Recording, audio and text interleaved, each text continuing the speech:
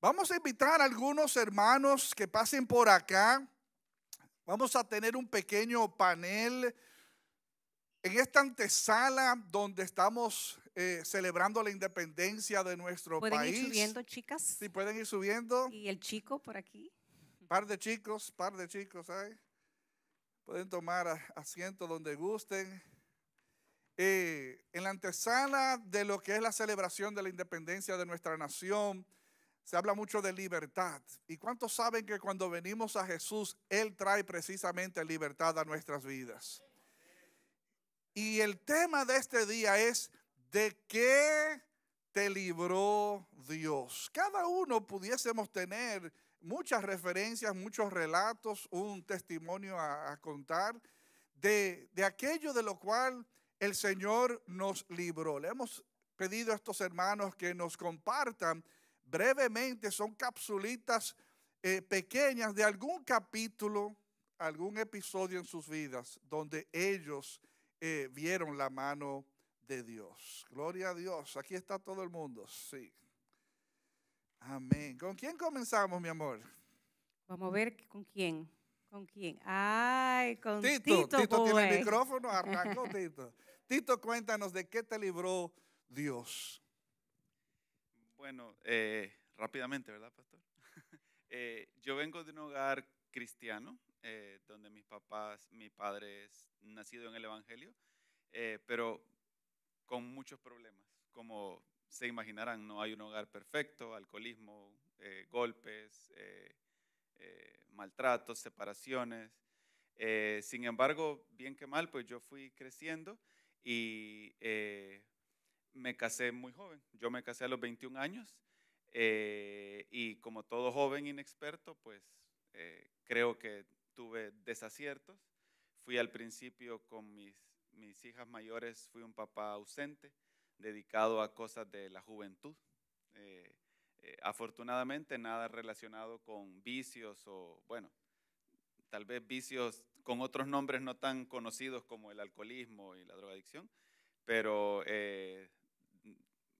le metí mucho tiempo al deporte, a cosas así, y mis hijas eran prácticamente un accesorio del hogar que los cuidaba mi esposa. Muy lindo accesorio, porque tus hijas son muy lindas. Gracias. Bueno, ¿de qué me libró el Señor? Pues ahora que escuchaba el testimonio de los pastores, pues actualmente cumplimos 21 años con Sabina de estar juntos. Eso lleva aplausos. Digamos que ella en el Señor, ella pudo esperar a que, o sea, no, digamos, no sucumbió ante podríamos llamarlo, ante mi ausencia. Y en algún momento de mi vida, seguramente abonado a la madurez, pues yo decidí dar un giro completo a mi vida y dedicarme a lo que el Señor me había mandado, que era primeramente a ser sacerdote de mi hogar. Nunca nos hemos separado de los caminos del Señor. Claro, hemos pasado por llanos, pasado por montañas, y el Señor definitivamente ha estado en nuestras vidas en todo momento. Tenemos una familia unida. Afortunadamente las niñas nunca han experimentado, visto lo que Sabina y yo vivimos en nuestras familias primarias, digamos. Y eso nos llena de mucha alegría, pues que ellas puedan estar creciendo y haber crecido en un hogar con valores, con respeto, sin gritos, sin jaloneos de manos, nada de eso. Lo que estoy escuchando entonces, el Señor te libró de quizás reciclar un patrón modelado en tu vida, porque a veces eso es lo que nos pasa a nosotros. Nos criamos en un contexto y ese contexto llegamos hasta decir a veces: wow, cuando yo sea grande, cuando yo me case, cuando yo tenga hijos, no voy a repetir ni reciclar nada de eso. Y adivinen que es precisamente lo que reciclamos, ¿no? Y modelamos los mismos patrones y a veces hasta peores. De eso te libró Dios, Tito. Qué bueno. Y al escucharte, creo que te compartía cuando hablábamos en estos días, que eso me pasó a mí también cuando yo me casé. O sea, me casé y permanecí con mi mentalidad de soltero por un buen tiempo. O sea, me costó hacer un switcheo de que ya yo no soy soltero, estoy casado. Y prontamente, ¿no? A los 3 meses de estar casado, ya estábamos esperando a Rebeca, al año ya teníamos a Rebeca entre No nosotros. cogimos prestados. Así es, sí, a nosotros Porque nos, salí embarazada. a nosotros nos rápido. calcularon todos los amigos, pero no, a los 3 meses. Mi prima me decían, ay, ¿cogiste prestado? Yo no, yo soy cristiana, yo no cojo prestado. Y entonces, realmente yo sé que fruto de mi madurez, mi esposa sufrió mucho, mis hijos pequeños pues quizás no se percataron del todo, pero igual llevan, o sea, son de las cosas que uno tiene que pedirle al Señor. Señor, ayúdame al conocerte a ti, que es lo que quizás te pasó a ti, poder uno evitar caer en los mismos tropiezos. Y reciclar los mismos patrones que aunque nos llevamos todo lo bueno, porque no todo es malo, ¿no? Nuestros padres a lo mejor hay cosas rescatables que las asumimos y las valoramos, pero hay otras que realmente no. Y Jesús es quien marca la diferencia en nuestras vidas. Amén. ¿Algo más que tú quieras añadir? Bueno, realmente a título de conclusión, yo igual se lo comentaba, pastor, yo he escuchado estadísticas de las separaciones, de los divorcios. Este país creo que es de los que tiene las cifras más altas. Yo escucho en la radio secular a veces como los mismos, ¿cómo se llaman esos? Los locutores hablan que aquí no me parece, yo me voy como que fuera un trabajo diferente. Yo le doy gracias a Dios y a Sabina, pues porque ella supo estar en los tiempos malos, en los tiempos mejores, y seguramente el Señor nos va a llevar a tiempos mejores. Así es. Quizás la conclusión sería que hay que perseverar. Claro, agarrados del Señor va a ser mucho más fácil, pero hay que perseverar porque definitivamente el matrimonio es un compromiso para toda la vida. ¿Qué consejo tú le darías a todos en general, pero sobre todo a los hombres que estemos aquí presentes, que estamos casados, estemos fresquecitos en esto? Recién casados, sí. O tengamos 29 años de casados. ¿Qué tú le dirías al hombre que tome en cuenta al momento de pensar en su rol de esposo y de padre? Es muy fácil.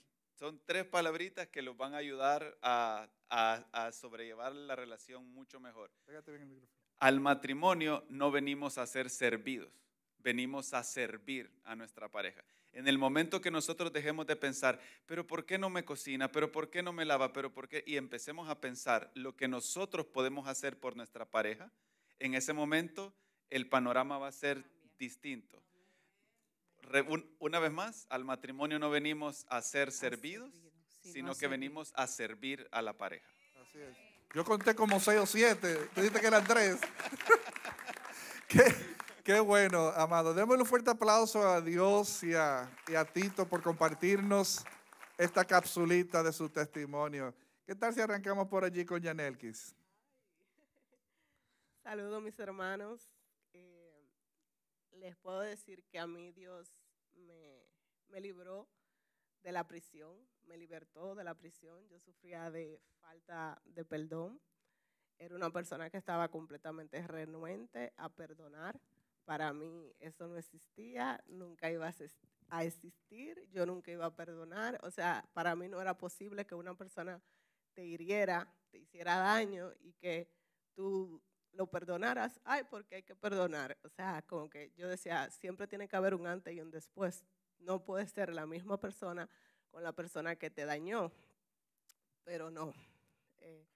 Vengo desde niña sufriendo justamente por la separación de mis papás. Me alejé de mi mamá. Ella está embarazada, no te me vaya a afectar mucho. Producto de eso, me separo prácticamente de mi mamá porque estaba más con mi papá. Mi papá era la luz de mis ojos. Luego me caso, vivo situaciones que me marcaron mucho en su momento. Y mi papá, luego de ser la persona que yo más amaba, yo no iba a llorar, pero le juro que no lloro de dolor, sino por claro.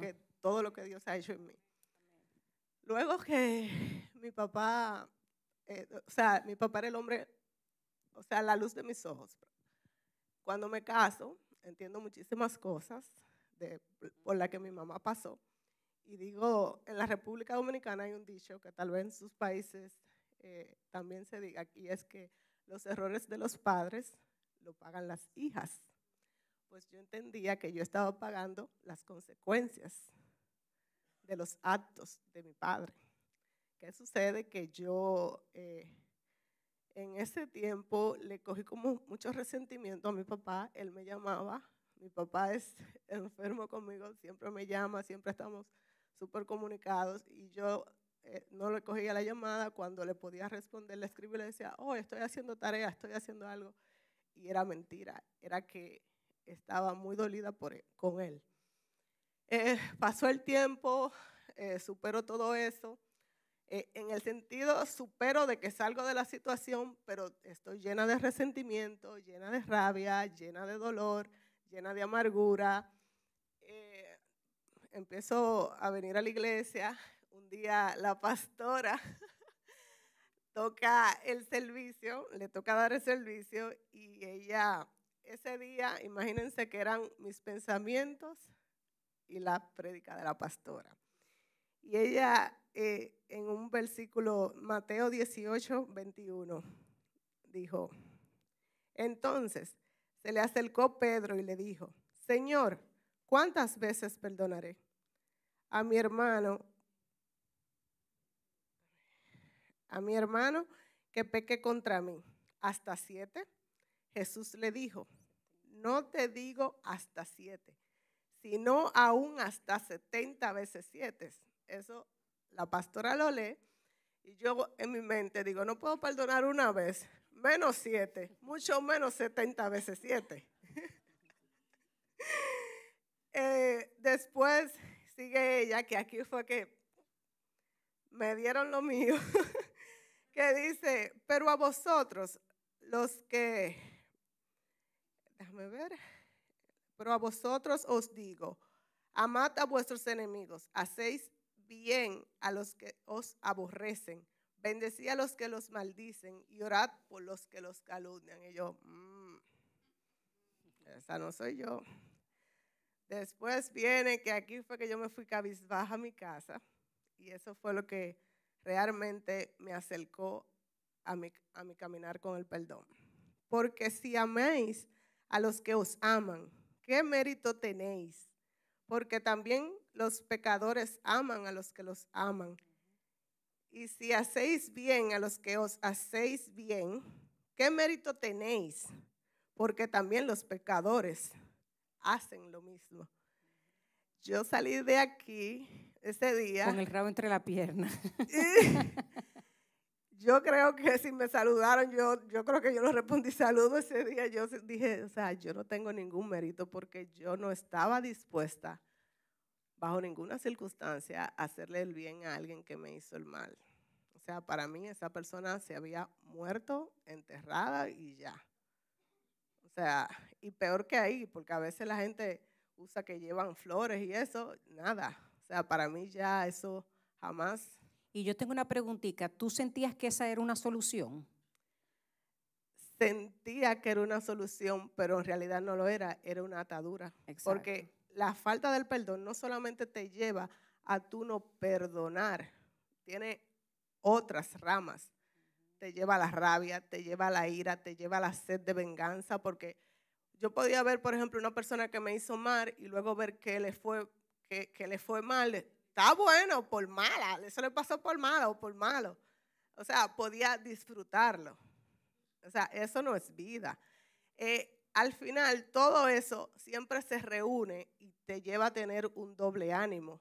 Que esa tristeza, cada una de esas cosas, desde que tú vienes, desde la niñez hasta que te casas, todo eso se suma y hay noches de eternas tristezas. Entonces, eso no es vida, eso es una atadura bien grande.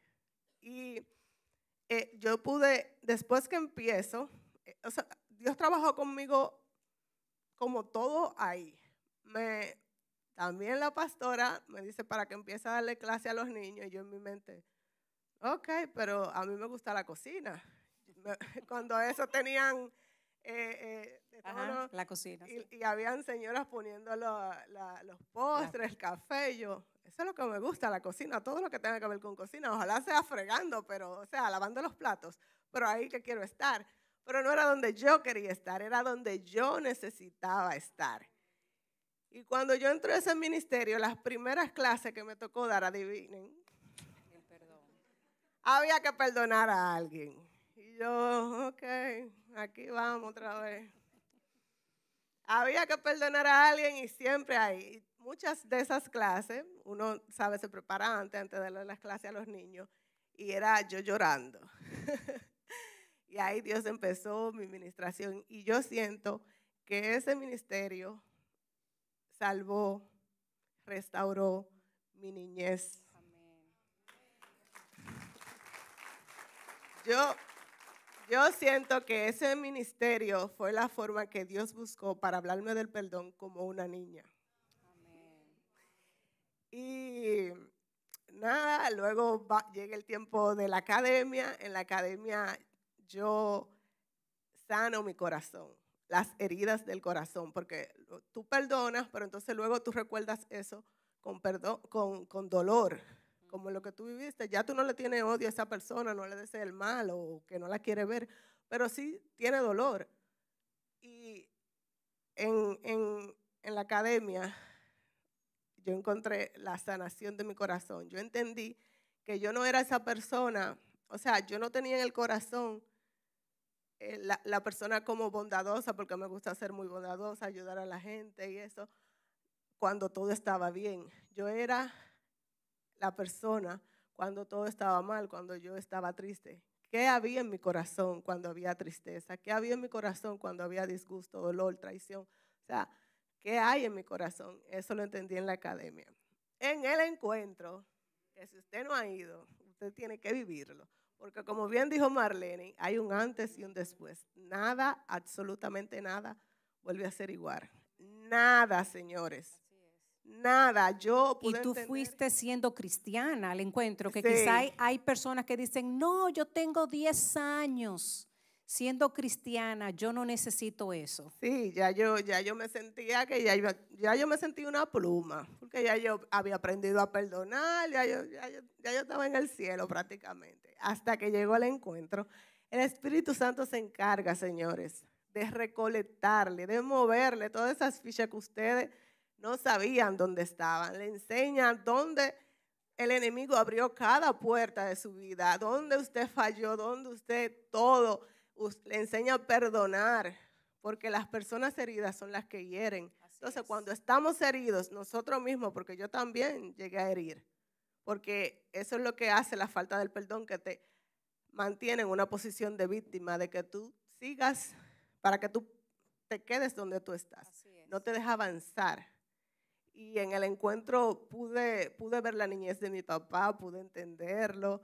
Cuando llegó el momento, no lo voy a decir mucho para el que no ha ido, pero en un momento yo pude ver la niñez de mi papá, el Espíritu Santo se manifestó de una manera increíble, pude entender a mi mamá, y yo cada vez que hablaba de mi mamá siempre tenía que llorar, y yo no le tenía resentimiento a mi mamá, pero me dolía ese ciclo que duramos separadas. Ese silencio. Me dolía muchísimo, y hoy yo entiendo todo, o sea, es como justificación. O sea, entiendo a mi papá, entiendo a mi mamá, y gracias a Dios ya mi papá está en proceso de venir a los Estados Unidos, así que próximamente estará aquí en esta iglesia. Y una recibiendo del preguntita, ¿cómo tú resolviste eso? Vamos a decir, el Señor te reveló, el Señor te habló, ¿cómo tú cerraste ese capítulo? ¿Tú diste el paso con tu mamá, con tu papá? Sí, porque yo siempre, o sea, el momento de que yo no quería hablar con mi papá, o sea, después terminé hablando, pero tenía esa espina, como que yo viví lo que viví porque estaba pagando las consecuencias de tus actos. Claro. O sea, eso no. Y yo pude, en el momento que me tocó escribir, yo dije, no, pero yo no tengo nada contra mi papá, ya yo sané eso. El Espíritu Santo se encarga, señores, de mover Amén. cada ficha que usted necesite mover. Amén. Cada cosa que usted necesite transformar, todo lo que usted tenga que sacar, todo lo que usted tenga que hacer, liberado, el Espíritu es. Santo se encarga. Amén, así es. Y es Oh. como dice la palabra en Juan, que si el Hijo, entiéndase Jesús, nos liberta, verdaderamente vamos a ser libres. Podemos Amén. hacer muchas cosas, podemos coger muchos cursos de empoderamiento, Así es. pero hay algo en nuestras vidas, en nuestro espíritu, cuando el Señor pone su espíritu en nosotros, el Señor nos trae de tinieblas a luz. Nuestra vida no es la misma. Yo sé que todos vinimos vestidos con colores, celebrando la independencia de los Estados Unidos, que le damos gracias al Señor. O me pongo a pensar en esos libertadores que nosotros tenemos en nuestro país, Simón Bolívar, en nuestro país República Dominicana, Juan Pablo Duarte, hicieron grandes cosas, pero solamente Jesús es el que puede hacer esa transformación del alma en nuestras vidas y en las vidas de estos hermanos que están aquí. Pastor, ¿qué le parece si escuchamos a nuestro amado Jaimito? Pasen ese micrófono por aquí. Nosotros estamos como la Iglesia Metodista Africana allá en República Dominicana, las mujeres de un lado y los hombres de otro. Cuéntanos, Jaime, ¿de qué te libró Dios? Bueno, la verdad es que mi vida y nuestra vida ha sido muy turbulenta. Nosotros venimos de Colombia. Voy a hacer un breve recuento de lo que ha sido mi vida en el caminar en los senderos de Dios.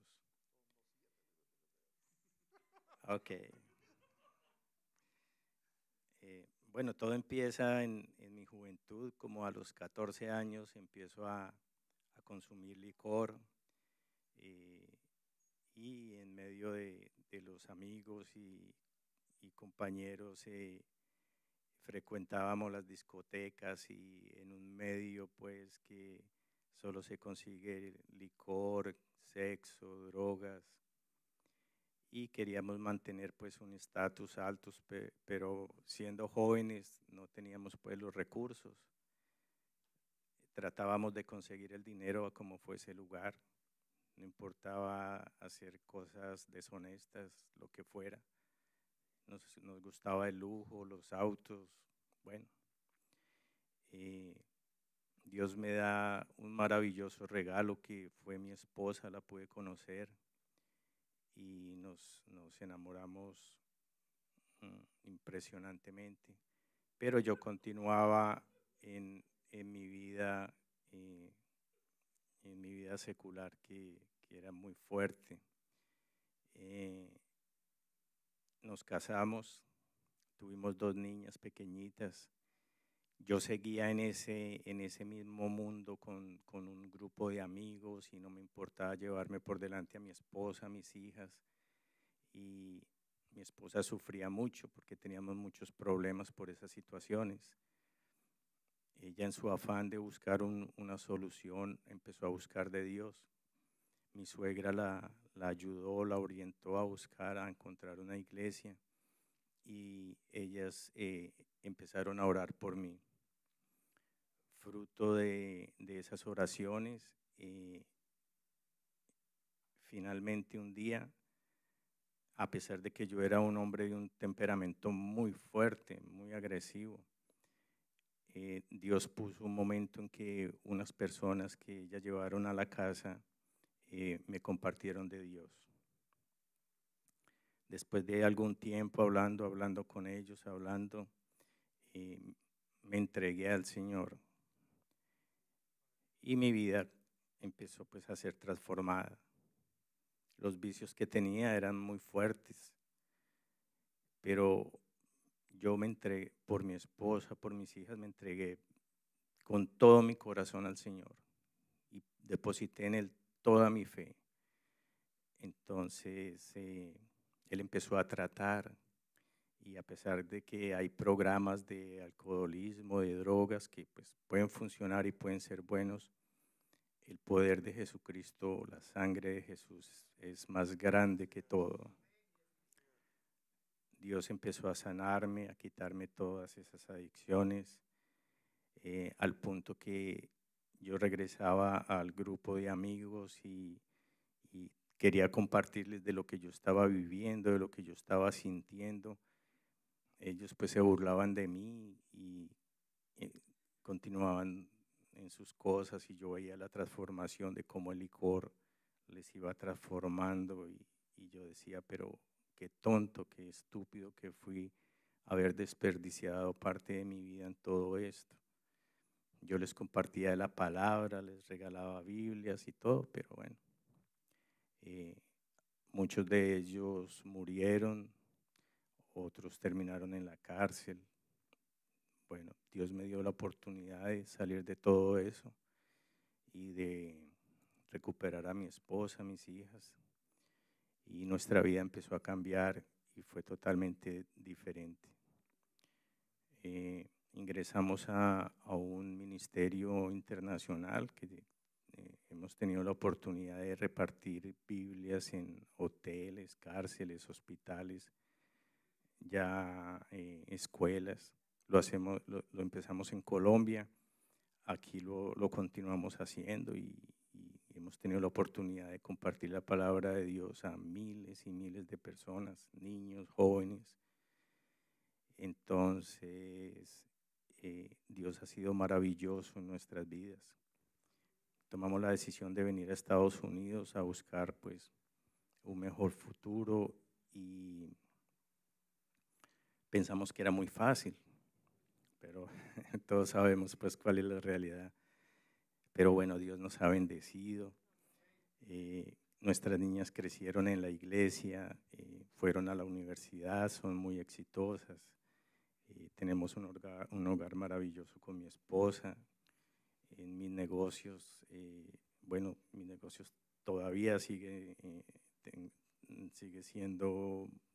teniendo una vida muy agitada en mis negocios porque tomo mucho riesgo en ellos, pero quizás es algo malo, pero lo que pasa es que yo confío que siempre Dios está conmigo y siempre Él me va a respaldar. Amén. Gloria a Dios, Jaime. Sí. Una reflexión muy grande, primero para los jóvenes, que se cuiden de lo que los rodea, y porque las personas o el ambiente que nos rodea pueden bendecir o pueden maldecir, pueden dañarnos o pueden sacarnos a, sí. Entonces, para el resto de hermanos, es que si nos cogemos verdaderamente de la mano de Dios, Él siempre, siempre, siempre nos va a responder. Así es. Él tiene su tiempo, no nos desesperemos y siempre mantengámonos cogidos de su mano. Otra reflexión es que, bueno, lo más importante es la familia. Mi esposa preciosa, que llevamos como 36 años de casados. Esto lleva aplausos también. Y siento que todavía nos armamos como desde el comienzo. Doris, yo siempre digo, con el permiso de Jaime y de mi esposa que está en la punta, es la elegancia personificada. De ella, sí es. Párate ahí, Doris, un segundito, párate. Es la elegancia es una personificada. Eso es una belleza de mujer. Con Rebeca, mi hija, yo estaba hablando de Dori. Yo le dije, Dori me fascina, yo la veo. Ella es hermosa, hermosa. Tú sabes algo, pastor, mientras Jaime estaba compartiendo su testimonio, yo estaba pensando en un amigo de mi hija Rebeca que cayó preso en República Dominicana. Ellos crecieron en un colegio cristiano y los papás de él eran cristianos. Y él le mandó un audio, lo soltaron ya. Él duró como 5 años preso. Él mandó un audio y dijo que lo mejor que le había sucedido a él era haber caído preso. Que a veces como preso, pero que tú no tienes tu libertad. La verdad es que podemos estar libres y estar emocionalmente, espiritualmente presos. Y esta persona, como otros presos que yo he escuchado, que han conocido al Señor en la cárcel, están presos, que uno pudiera decir, eso es lo peor. Ellos dicen, no, es que yo soy libre, porque hay un poder en el nombre de Jesús. Hay un poder. Yo no sé por lo que tú puedas estar pasando, por lo que tú puedas estar cargando, quizás te identificas con algunos de estas personas que están aquí. El Señor dice su palabra que si Jesús viene a tu vida, Él va a traer esa libertad que tú anhelas y que Él quiere darte. En este momento… Una última perfecto, palabrita. sí. Bueno, sí, en todo este proceso, pues que he tenido oportunidad de compartir con personas en las cárceles, unos problemas. Entonces hay unas ataduras, unas cadenas que son los vicios. El vicio de las drogas, del sexo, del juego. Todos los vicios dañan nuestras vidas. Definitivamente son armas del demonio para acabar nuestras vidas. Así es. Constantemente tengo, no una relación directa, pero conocimiento de algunas personas que las drogas los están matando, destruyendo. Entonces con mi esposa siempre estamos, mi esposa es una mujer de oración. Siempre estamos orando por ellos para que Dios primero nos guarde la sangre de Jesucristo sobre nuestras vidas, nos proteja y nos limpie de toda adicción. En el nombre de Jesús. Solamente Jesucristo, su sangre preciosa nos puede limpiar y nos puede proteger. Así es. Y como último, hemos tenido oportunidad de conocer hombres de Dios maravillosos y en Colombia, aquí en Estados Unidos, donde crecieron nuestras hijas. Finalmente tuvimos la oportunidad de conocer al pastor Modesto y a la pastora Joyce. Son personas maravillosas. No los miremos a ellos, no pongamos nuestra mirada en ellos, nuestra fe, nuestra confianza en ellos, porque ellos son seres humanos y algún día se pueden equivocar. Así es. Cuando vamos a la iglesia, pongamos nuestra mirada en Dios. Así es. No pongamos nuestra mirada en uno o en otro hermano que de pronto algún día sí pueda cometer alguna falta contra nosotros y ahí se nos derrumba nuestra fe. Así es. Así es. Pongamos nuestra mirada en Dios y lo último que les digo es que estamos en un lugar maravilloso, con unos pastores maravillosos, con unos líderes increíbles y nos sentimos como mi esposa que estamos dentro de una familia. Así es. La mejor familia en Cristo Jesús. Amén. Gloria a Dios. Pásale el micrófono. Y en este momento vamos a tener nuestra preciosa Ingrid, que tiene un testimonio. Ella tiene una mujer de mucho testimonio. Yo me he juntado con ella a desayunar y yo le dije a ella, tú tienes que escribir un libro. ¿Cuántos quieren escucharla? Ingrid, cuéntanos. Pues, buen día a todos. Le agradezco al Señor por su misericordia, porque Él me tiene aquí. Y a los pastores, muy honrada y privilegiada de estar aquí sentada y poder contar un poco de las misericordias que Dios ha hecho en mi vida, que son muchísimas. Perdón la voz, pero estoy un poco enferma. Entonces, les voy a hablar acerca de un testimonio que me impactó mi vida, me cambió para siempre. Yo nací en un hogar cristiano, toda mi familia cristiana me formaron de esa manera. Sin embargo, cuando crecí, pues me puse a estudiar mucho y cuando me vine a dar cuenta un día, ya la iglesia y mi Dios habían tomado un segundo plano en mi vida. Entonces, pues me pasaron muchísimas cosas. Tuve mi segunda hija. Mi primera hija es Paula, que creo que muchos la conocen. A los 3 años de nacida ella, tengo a mi segunda hija, Fernanda Montserrat, que es de quien voy a hablarles. Una niña sana, hermosa. Un día, ella, como mis otras 2 hijas y yo, sufrimos de alergias, alergia al polen, alergia a la humedad.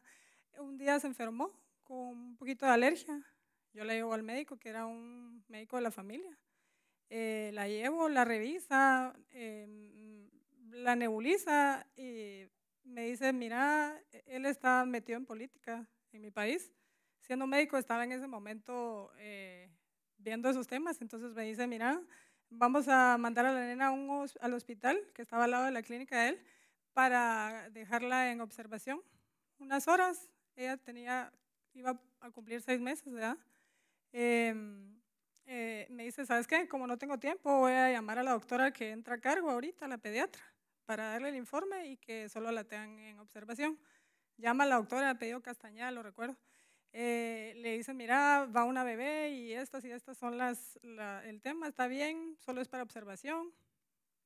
Yo bajo con la nena, me la reciben, la empiezan a pesar y todo el procedimiento que hacen con los niños. Me dejan a un lado, volteo a ver y entra una doctora.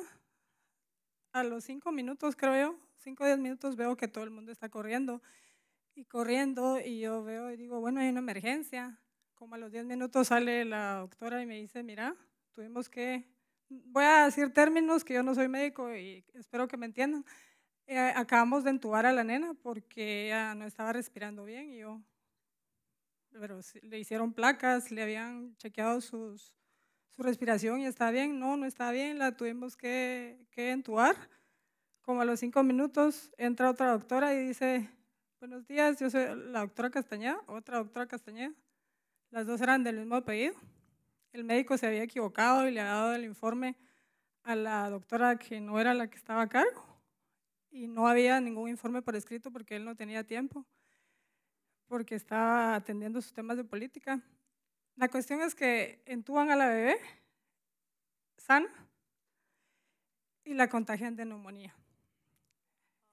Entonces ahí empieza algo muy difícil para mí.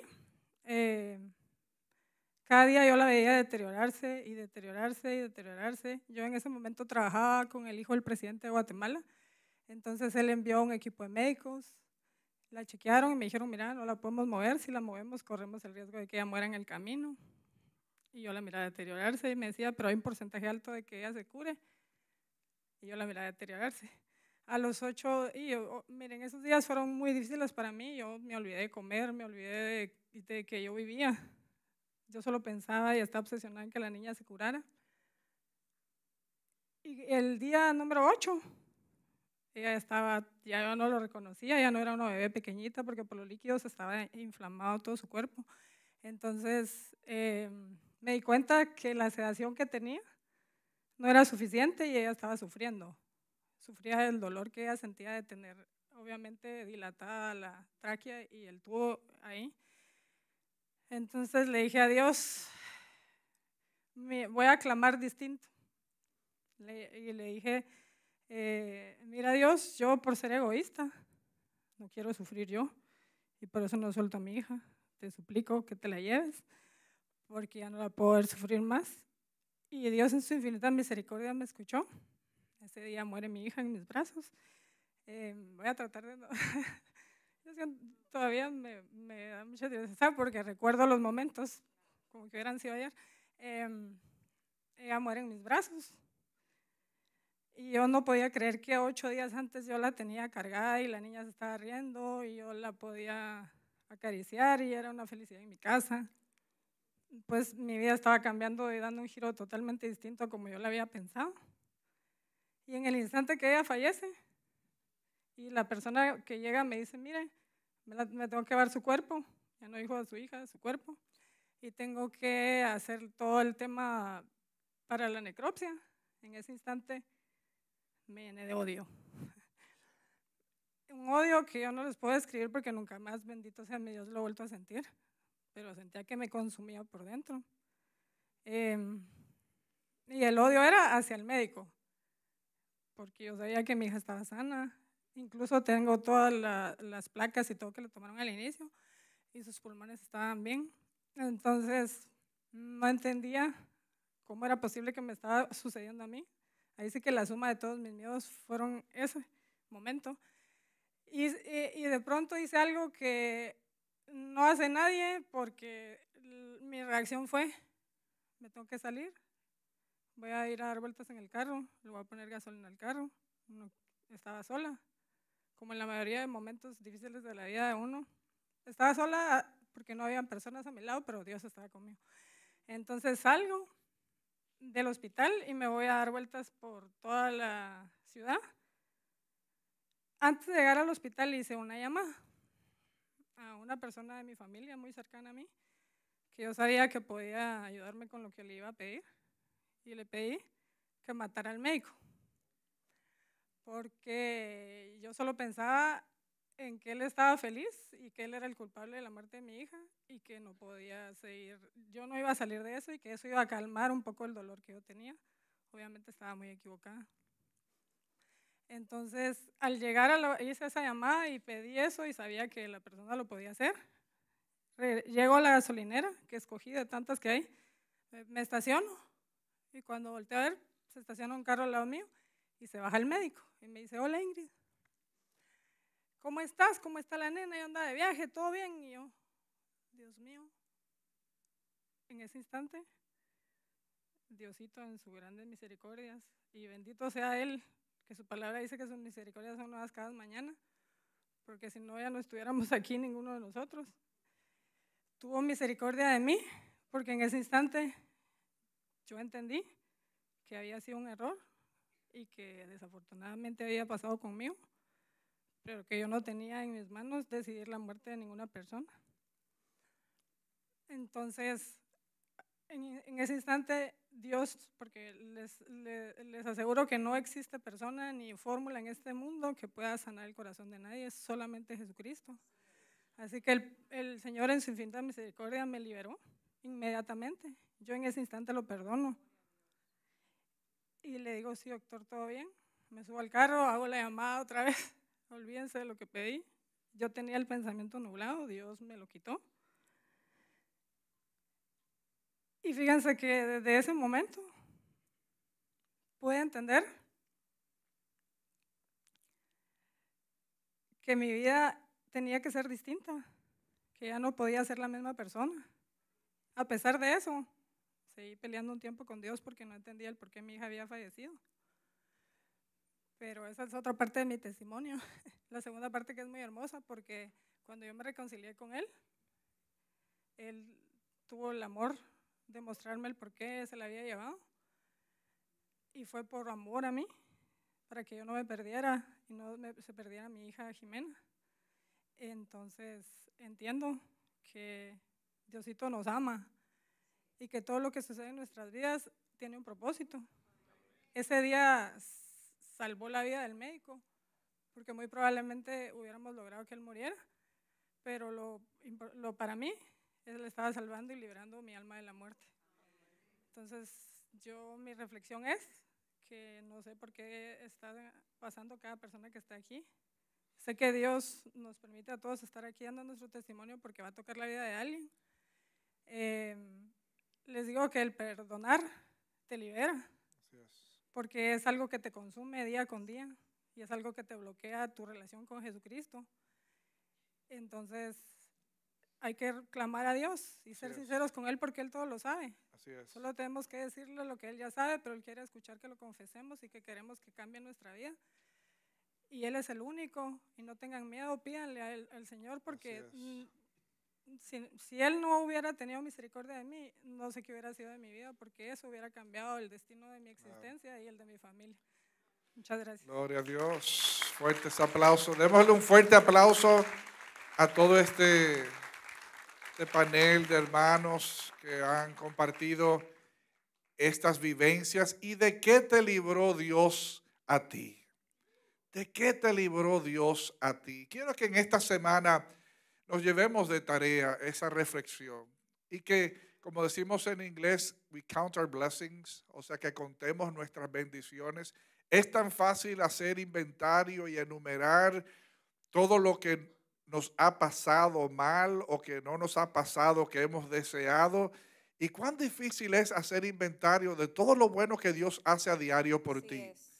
Es como dice el salmista, que si él tratase, si intentase enumerar las maravillas de Dios, le fuese una tarea imposible, porque son demasiadas realmente. Y piensa tú en tu vida todo lo bueno que Dios ha sido para contigo. Así que Dios nos ha librado. Cuando venimos al Señor, Él nos libra. Cierro con este versículo en Lucas capítulo 4, cuando Jesús fue a la sinagoga y abrió el libro de Isaías y comenzó a leer de él. Él decía en la lectura: el Espíritu del Señor está sobre mí, por cuanto me ha ungido para anunciar buenas nuevas a los pobres, me ha enviado a proclamar libertad a los cautivos y dar vista a los ciegos,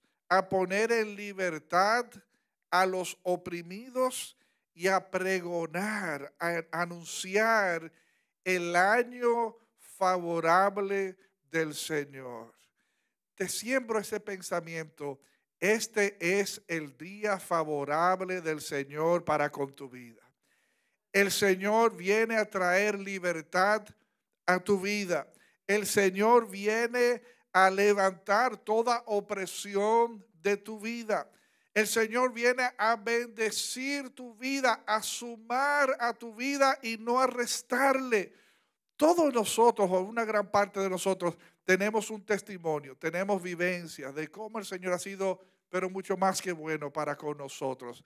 Comienza a hacer registro mental, emocional, en el corazón de cómo Dios te ha favorecido en tu vida. ¿Cuántos dicen amén? Gloria a Dios. Estemos de pie.